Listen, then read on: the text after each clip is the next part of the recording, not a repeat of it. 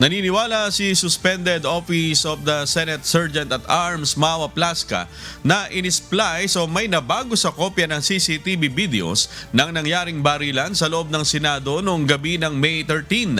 Sa isang panayam kahapon kay Plasca, sinabi nito na inisplice ang mga kuha ng CCTV ng shooting incident.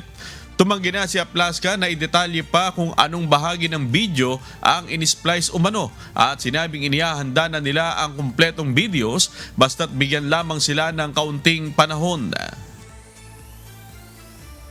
What they did, they spliced the videos and they just selected the videos that will support their narrative. And I think it's not correct. Naninindigan rin ito na inatake ang Senado noong nakaraang Miyerkules at tanging isang warning shot lamang umano ang kanyang pinaputok sa loob ng Senate premises. Anya, kayang ilabas ng Senado ang mga video na makakapagpatunay nito. The Senate was not under attack, sabi ng DILG, sir. Sir, you fight. Well, it's their own personal. Pero you maintain, sir. You maintain that you were under attack. The Senate was under attack. You saw the videos? So you maintain, pinaninindigan niyo yun, sir. Sir, kakasuhan daw We po will show kayo. you. We will show you. Mari namang itinanggi ni DILG Secretary John B. Cremulya ang naging pahayag ni Plasca.